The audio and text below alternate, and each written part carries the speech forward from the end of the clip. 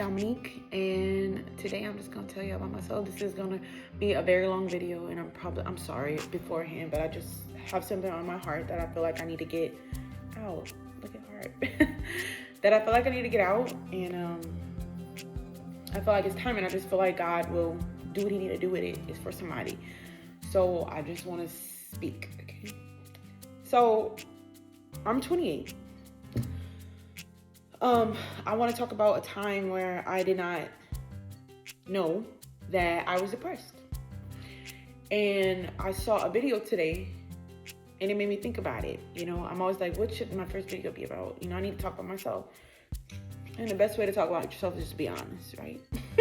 Not say all these good things, be honest. Because at this point, I'm just trying to get down to the message. I'm just trying to get down to the nitty-gritty. You need help?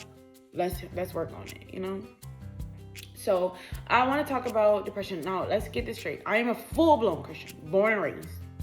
Full-blown Christian, okay? Did backslide. I'm not backslide, but did go and do my way, you know? I was born into Christianity. But anyway, so about 2 years ago, my daughter was still a little baby. I was in the worst state of my life.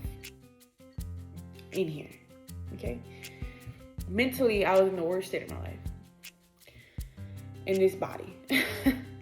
That's supposed to be our temple. It was terrible in there. And my life outside this body was amazing. I had a great life. You know, I had a good husband. I had money.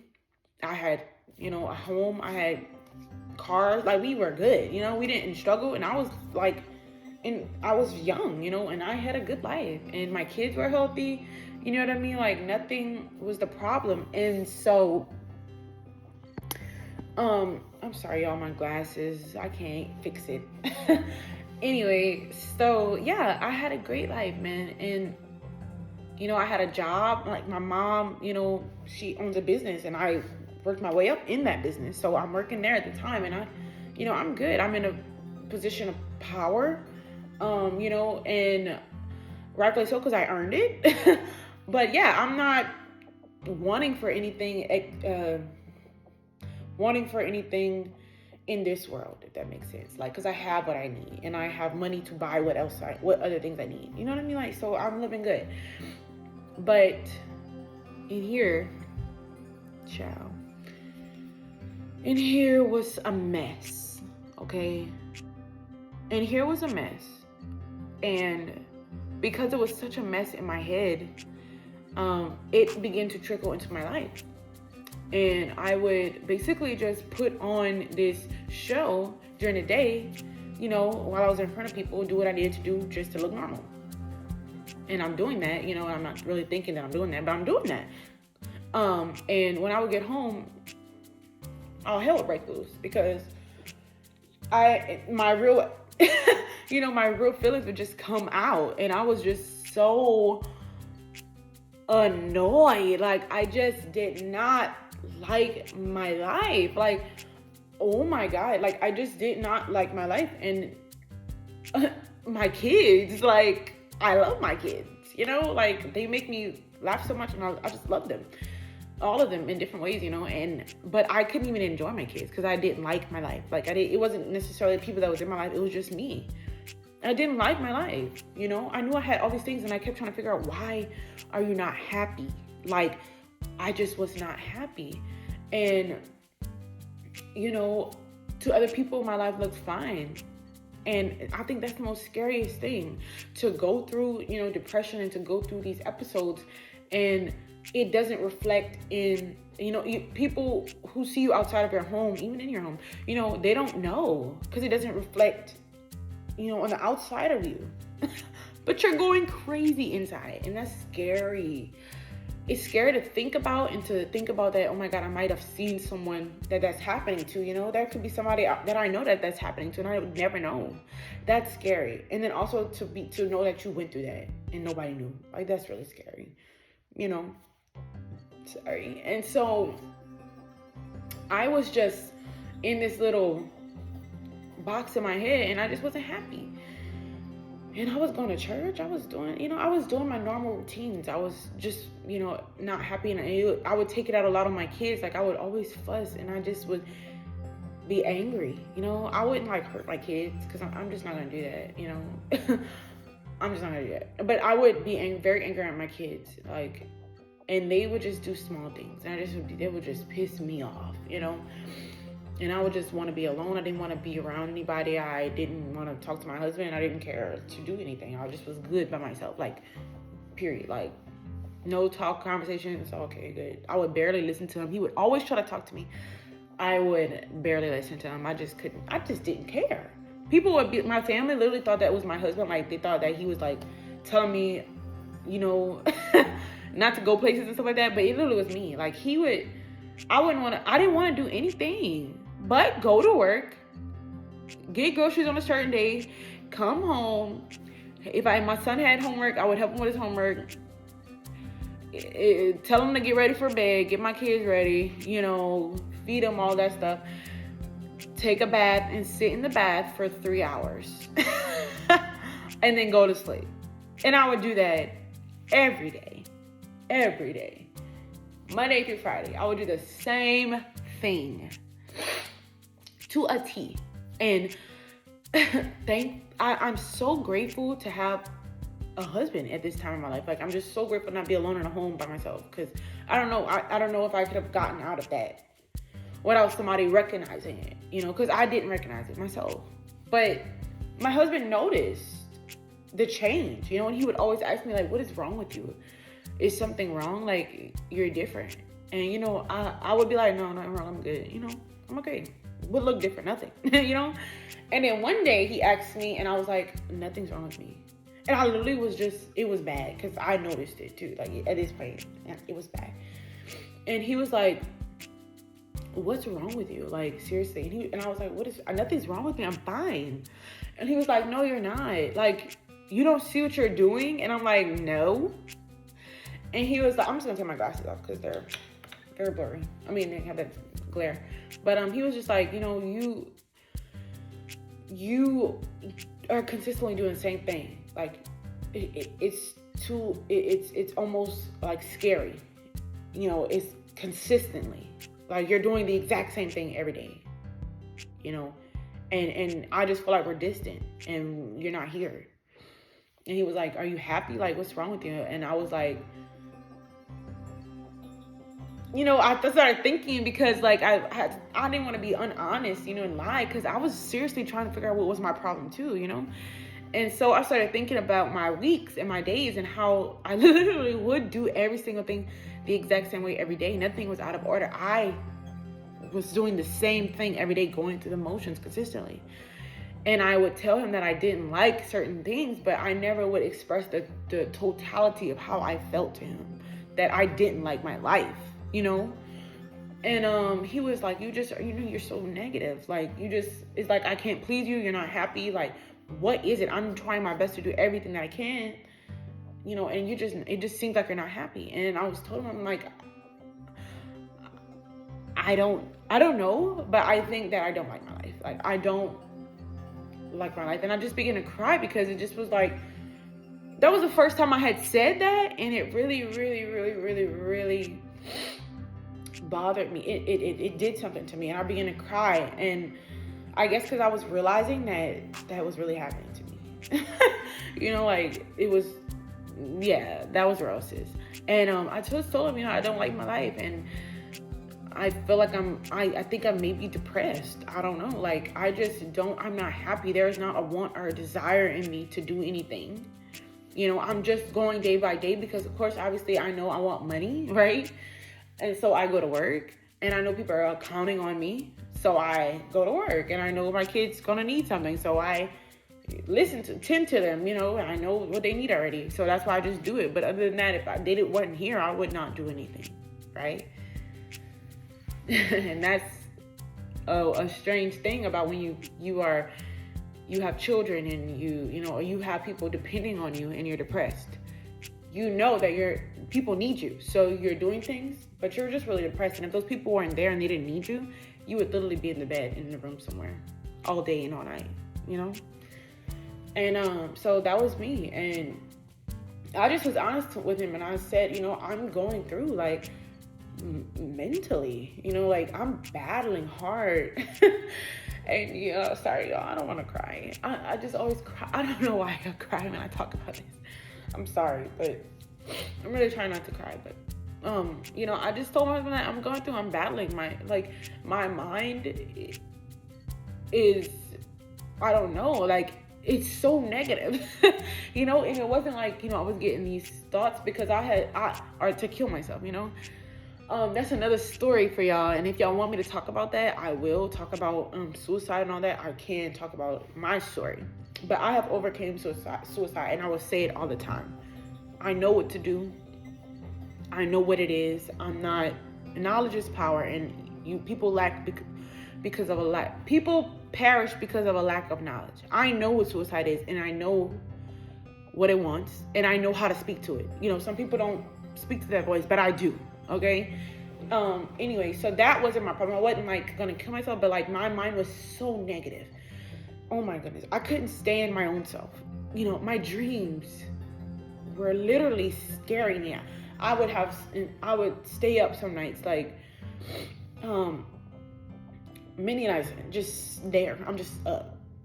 Like, my body is tired, but I'm just up because I don't want to go to sleep. And some of the dreams that I would have would be so crazy. Like, like, I don't want to have those dreams. Those dreams would be crazy. Like, my mind was really sick, and it would bring up things that I didn't want to see, things that I had tried to hide in my head that happened to me that that hurt me, that was, that messed me up. And it would bring those things back purposefully. Like, it was just no reason other than just evilness why I would have such bad dreams. And so I was just telling him, like, it started off with, okay, I just don't like this. And, I just got sucked into a whirlpool, a black hole, of just this sadness, like, and I just hated my life. I did not like my life. And then my husband, he did not deflect my feelings, and he did not ignore them. He embraced them, and he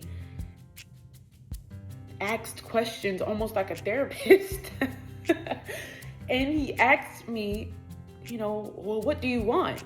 What do you want in life? And I thought about it because I've always lived my life for other people, if that makes sense, or what I thought they would want from me, or what my life just gave me. I just kind of accepted it, And so I really had to think about, like, what do I want in life? I knew that I would get these dreams and, since I was younger, and ideas, of my future, but I never like pursued them, and I never like told anyone that this is what I want to do. I thought they were just ideas, and so I would live my life for what I saw in front of me, and so as far as I could see is what I'd say. I lived my life as far as I could see, and that was hindering me so much. But I, as a person, had a hard time trusting and believing in something that I could not see, or that I could not do on my own. That's just what kind of human I am. So for me to believe in God, for me to believe that he has something bigger in my life for me, for him to believe that the words that are spoken over my life, that he has put in people to say over me, so that I know, and I hold on to those words, it's very hard for me as a person to believe in that, because it goes against my very being, because that's just not what kind of person I am. I don't believe as far as I could see.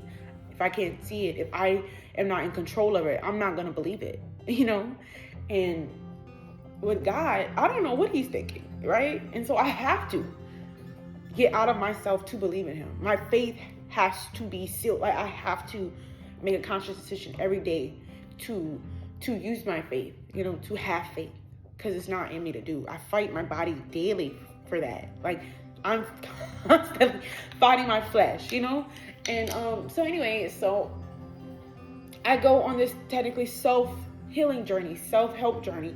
I'm trying to find out what it is that I need to do, and what do I go back to? I go back to God, because I go back to prayer.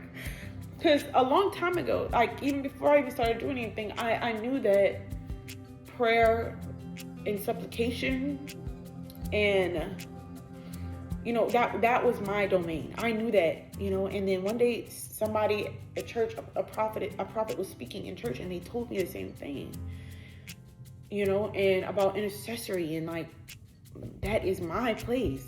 That is my secret place, prayer. And, and so I just started doing that again, because I was just hoping that God would speak to me and tell me, give me some help, And so while I was doing the work, obviously God was doing the work too, because he was clearly, I'm not there anymore, right? And I do believe faith without works is dead. I can't just tell God help me and not do anything to get myself out of that place, And luckily, thankfully, I'm grateful that I had a husband who kept me in check, kept up with my progress and the way I was living, and he tried to figure out ways that he could help me, just on his own, or do more things, and yeah, so as I would begin to get into prayer and stuff like that, and consistently grow in my walk and learn about God, and the more I learned about him, the more I learned about myself, the more I learned about the things that I had hidden away, the ideas, the thoughts for my future, what I wanted in life, what I wanted from life, the more those things begin to come back to me in my remembrance, and the more happier I would get, the more plans I would set. So I don't even have a plan for my life at this time. I was 26, married with children. I did not have a plan for my life. I did not know in details what I wanted to get out of life, what I wanted to do, what I felt God was calling me to do. I didn't know any of that. My husband knew that. He always knows. He always knew that. But anyway, so I began to go on a self-help journey. And I discovered myself in God. That's literally what I discovered. So I owe my happiness, my life, to him, because after that episode, I got so much clarity, so much drive, so much fire put under me, for myself, that I begin to do different things, and that I begin to see, okay, and that God began to speak to me, seriously, speak to me, and that I began to speak words from him, things that I didn't even know about people, and God just began to use me all right after that, I began to create, I began to write, I began to, create books, get these ideas to write, tap into my creative side, join things, I did my first musical, you know what I'm saying? Do things that I never thought I would be able to do, and right after all that happened, and it just opened a new person inside of me. It opened my eyes. It gave me, a little more clarity of the direction that I was supposed to go in. And it almost made me realize that I was fighting against my own destiny. I was fighting against my own purpose this entire time. My entire life, I have been fighting against my own purpose. And I didn't even know it. It was me. Your own flesh, my own flesh. And I thought I didn't even know. And that's just crazy to me. My mind was fighting my own self. I can't get away from my mind. My mind is here. It's with me. I have to learn to control my mind, And I had no control of my mind. My God. I had no control of my mind. And I always would tell people that's the hardest part for me. People downplay sometimes mental health and downplay spiritual warfare, but that is a very big deal in my walk. Spiritual warfare. Ooh, Lord, child. People cannot really get to me. I have tough skin because I've just been through some things, okay? And my family's kind of tough. But I've learned to have tough skin, but my mind, my God, I can get to myself. And in this head, ooh, child. So I had to learn to deal with that mind. Talk to that mind, use the word against that mind, use what God told me, the promises he's made me, against that mind, And that's what I did. And then I began to like see that, okay, life has given me this job. Thankfully, my mom has given me this job, but I believe this job is not my life, if that makes sense. This job is not my lane. I was part of that job for a reason. And I helped build my mom's, empire, really, because that's what it is. And I did it. And at that time, when I realized that, I told her that, eventually it was time for me to go. I was gonna cut my hours, and eventually that would lead to me not working there at all, right? Just coming in to help whenever you need help, just like a daughter would, You know what I mean? Like, to come help with a family business, whatever. I do that. But as far as being a complete employee for like every day, working there on, I can't do that. I can't dedicate all my time to this dream, someone else's dream, and neglect what I'm supposed to be doing.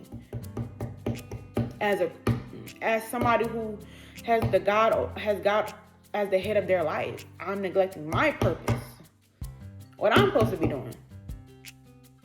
I'm ignoring the people that's supposed to be attached to me. You know what I'm saying? That I am supposed to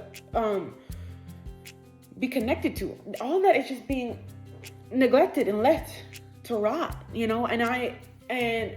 that I didn't like that. I don't like that. I didn't like that feeling. I didn't like that feeling. I felt like I was being used, and it wasn't true, but like that's what I felt like, because is this benefiting me? No. But then again, it's like, well, who is using me? Is this the enemy? Because it ain't God. My life is going completely against God. He says it's done. This season is over. It's coming to an end. It is time. And I think a part of me didn't want to accept that. And that is why I got into the entire situation anyway. I was fighting against my own purpose. I was fighting against my heart. I was fighting against my soul. My soul, my heart wanted me to go a different way. And I was stuck in the same place because of comfort. Comfort was literally tearing me apart mentally. Like comfort. In my comfortness, I was so uncomfortable. I hated everything. I hated my life. I was depressed because I wanted to stay in my comfort zone. Because I knew what to expect. I could see. And remember, I said that I'm a person who, it's very hard for me to believe it if I can't see it, right? If I don't have control over it, And doing God's way is completely different from doing that, right? Doing God's way is completely different from me and my issues of wanting to be in control. He is in control. And he gets to do what he wants for me. And I need to follow. It is what it is. And I'm okay with that now. But back then I wasn't okay. And I was fighting that.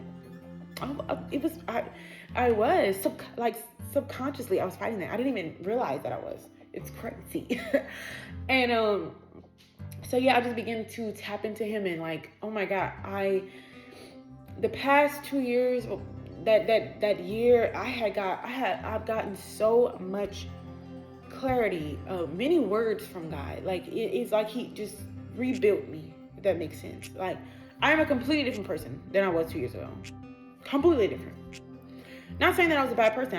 I really wasn't. But I just am completely different. And to think that I would have thought that I would be here, right? That I would have this thought process, this wisdom, this, that I would get over that. That I would really quit the job that I worked to for a very long time, and that people would put in my head, like, this is all you're going to do. This is all you're going to do. This is what you need to do. This is what you need to do.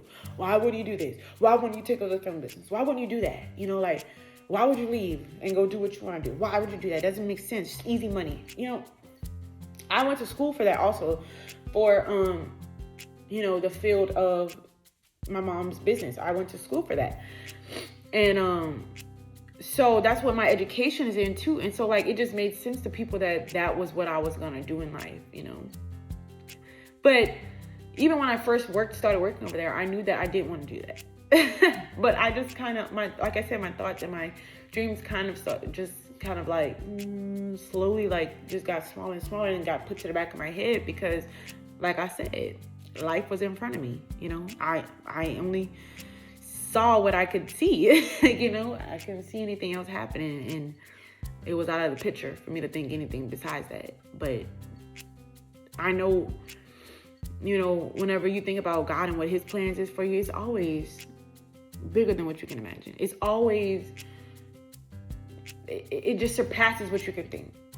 And that's what I appreciate about him, because you never know what he's thinking. And that's what I like about him. It's kind of like oh my God, what is he thinking? But like, I love that too, because sometimes I can stop my own self from doing things because it's what I see. I can't see over certain things, I can't see over this hurdle. So I'm just going to stop. But no, God does. He knows that I'll get over that. You know what I mean?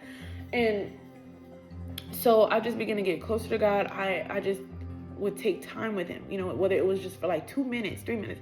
I would just give him time, give him my time, give him my emotions, give him my mind, give him my ears, whatever I needed to do. I would give it to him. I would be honest with him, even when I did not want to, even though I know he sees and knows everything. It's just some things that I needed to say that I didn't want to say, that I didn't want to put out there, that I do it. It's crazy. How can you be embarrassed in front of God and he already knows? It's crazy. But I did it. And I remember one time in the bathroom, I got delivered. I got delivered, y'all. Like, I'm talking about old school delivered, like gagging, coughing. I got delivered. And it was crazy. Also, last year, at the beginning of the year, and that's another beautiful thing that I always wanted, but I never could get. So obviously I've been a Christian, but I fully began to speak in tongues at my house on a Sunday. After all this stuff, I have been doing my best to stay close to God. He knew what I wanted. I don't have to tell him because he knows my heart. And I got filled with the Holy Ghost and all that, in just that last year. I'm telling y'all, that year after I went through those issues, man, yeah, talk about it, okay? My book came out, my first book came out. I did a musical. I was filled with the Holy Ghost and evidence of speaking in tongues. And I never in my life thought I was speaking in tongues. I was just terrified. I was scared while it was going on. Okay. I'm thinking in my head, like, what are you doing? I'm like, I don't know. It's just coming out. It's just coming out. I don't even know what I'm saying. I never even heard this before. Because you can, some churches teach you how to speak in tongues, right? And like, so I know that word. Not my church. My church didn't do that. But I have heard people speak that way. And they all sound the same. So whenever I begin to speak in tongues, I was so scared because it was something I never heard before. And I was like, oh my God, what is this? Is this a spirit? Like, I was terrified. And then I just continued to study my word, and think about it. And then it would happen again, or I would have these random moments in prayer where I would just begin to speak in tongues, and like I would feel certain emotions, like almost like intercessory prayer, where I would be praying for different people or things that would praying for things not to happen. And like I said, I knew that intercessory prayer was a big part of my walk in Christ. I know that. I believe that wholeheartedly, and God confirmed that through someone. And so I already knew that, and I realized that is what was happening. Once I made the choice to get over that depression episode and to follow God, and blindly, I don't know what's going on, but I'm making decisions to follow him. He began to open and begin to rebirth so many gifts inside of me, and begin to open my mouth. My mouth I was very closed mouth, and especially in spiritual things. And he began to open my mouth, and he began to teach me things that I did not know. Even though I grew up in a church, a Christian home, I grew up in church. He began to teach me his ways. And very clearly, when I think about it, very clearly and quickly, and every time I would just do more, I would just keep doing more things and, try my best to do, like I said, live a life pleasing to him. He would show me more things. He would open up more things to me. I was able to do more things, and I'm just like, this is crazy. Like, this is me. This is my life. You know what I mean? Like, is this you, God? Like, I just feel like, I I'm not qualified to be doing this stuff. Like, but he just wants a willing vessel. And I just, I'm grateful for just that small 2 years that has passed since then, because I know I have a lifetime with him. I know I have a lifetime with God. Can't nobody change my mind. I don't care what you say. I tell it to people all the time. I don't know if they think that I'm really joking. I mean that. Okay? Can't nobody change my mind. And it is what it is. He know that too. God for sure know that. He for sure. He knows that this is us. Sometimes, I mean, obviously I'm not perfect in my walk, but at the end of it, but he know where my heart is. And that's a fact. Because like I said before, I am big on, I never said this, but I am big on consistency. I have lived a life of inconsistent people. Inconsistent people. People changing up on me, doing things that I never thought they would do, just all kind of stuff, right? So consistent people, I value so much. I can count on one hand the people who have been extremely consistent in my life. One hand. And I have so much respect for those people, because I know that they have my best interest in them, because like it's unconditional, the relationship. Some people, it might not be unconditional, but I just don't know that, I don't know. I just don't know. But like these people treat everybody the same. And those two people who are consistent, they don't know. One of them don't know who they are. But honestly, one of those is my husband, and he is very consistent. And I appreciate him so much for that. And the fact that that's something I searched for a very long time. Consistency, safety in males, in anybody. Like I have searched for that in a partner for a very long time, since before I even understood what it was. And when I tell you that I find all that and more in God, that's why I can't leave him. I can't. Just the small time that from 2000 and what it was,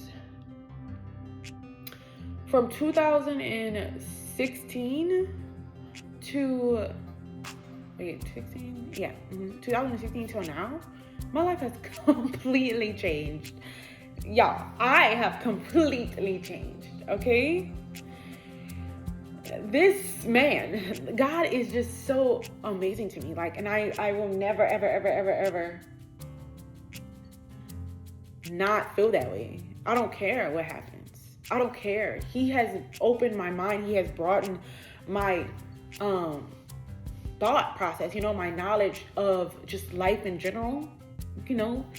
He has allowed me to tap into things that I never thought I would be able to tap into. He has used me in ways already that just astonishes me. Like, like there are many times where I would literally say things and people would just start crying, or like just be so overwhelmed with happiness. Like you could see it on their faces. Like, and I'm just like, what is going on? And God would literally use me to be a beacon of light for those people. And the funny thing is, I've always wrote in my journals. I journal all the time. That's my thing. I'm a writer. And I've been journaling since I was like 7 years old. And I've always wrote in my journals that I wanted to be a light to this world. I want to be a light. Please don't start crying. I want to be a light to anyone passing.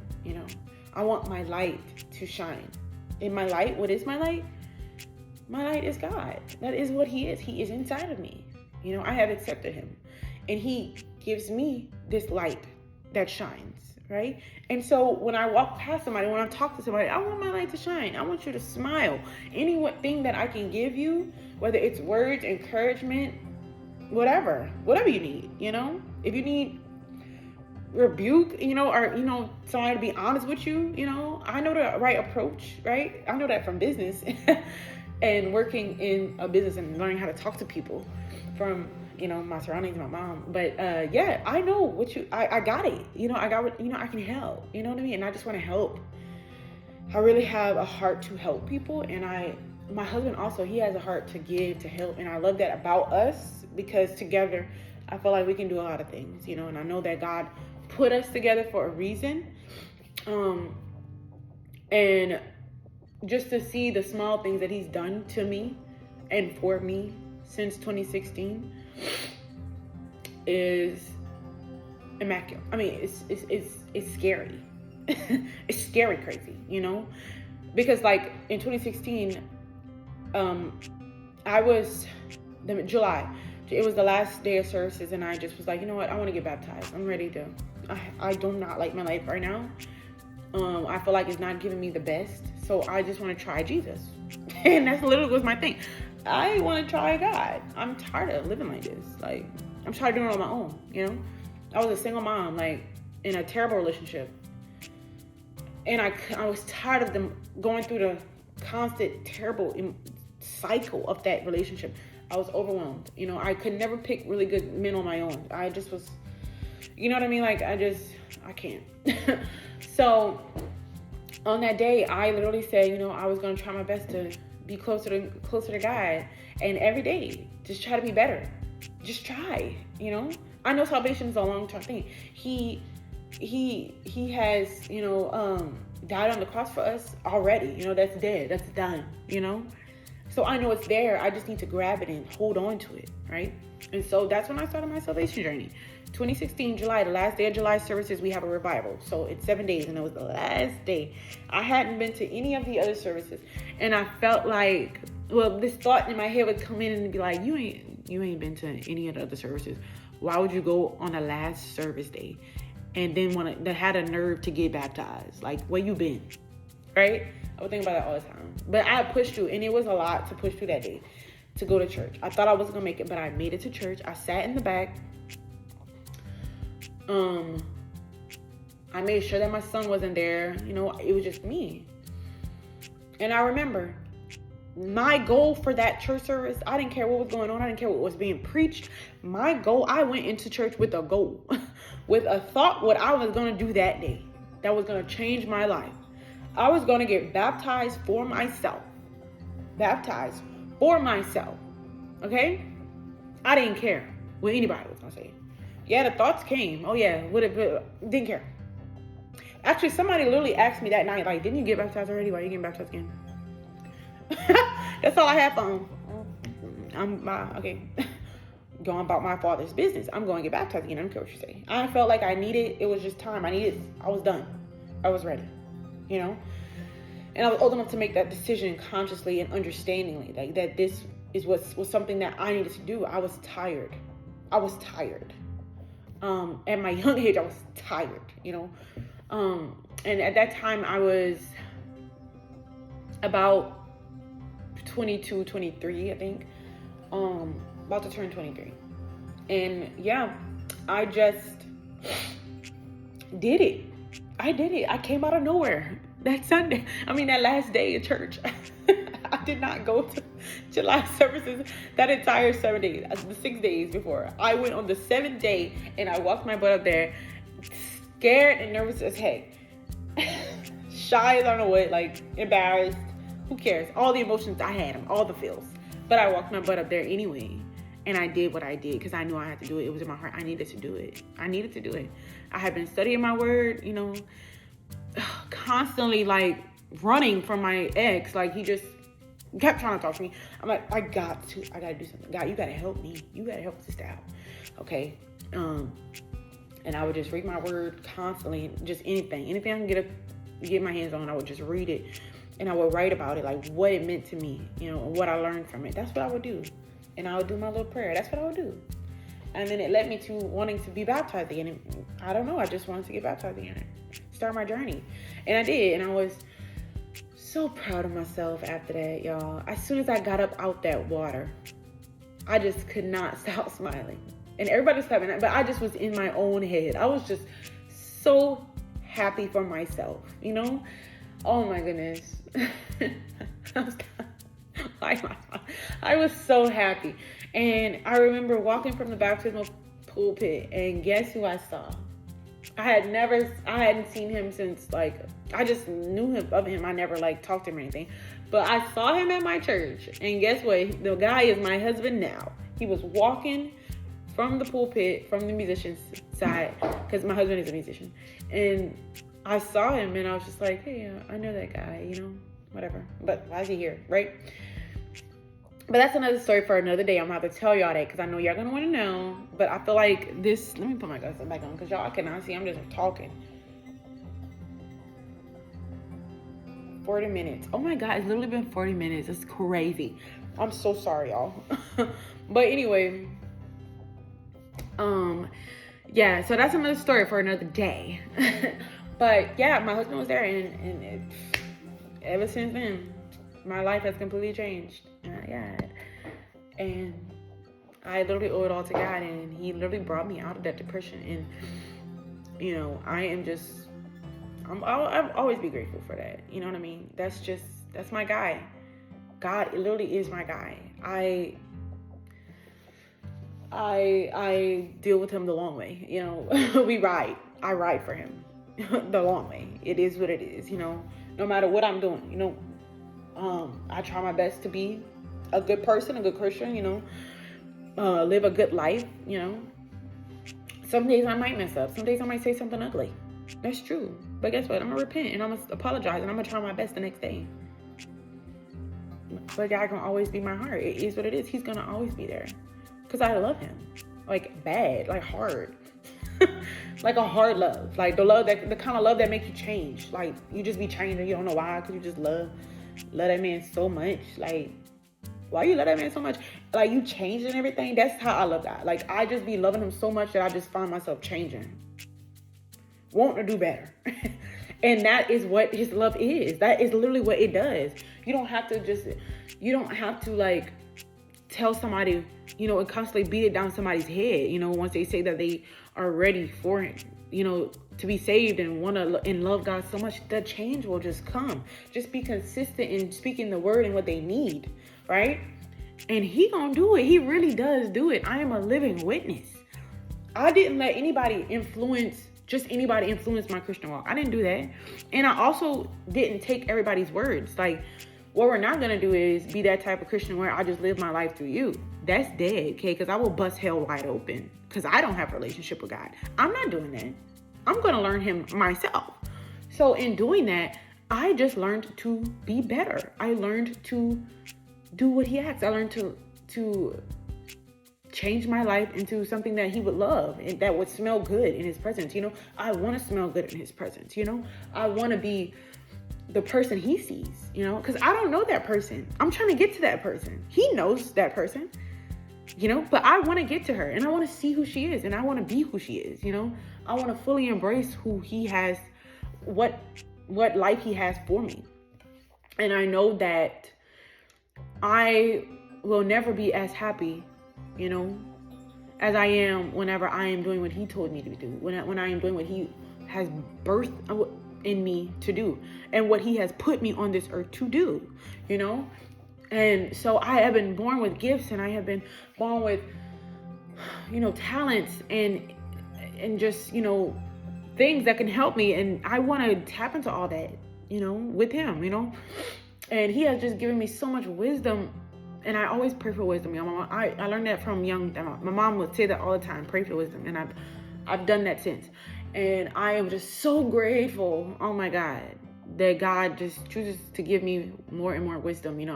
It blows my mind sometimes what comes out of my mouth. I'm just going to be honest. It's not me.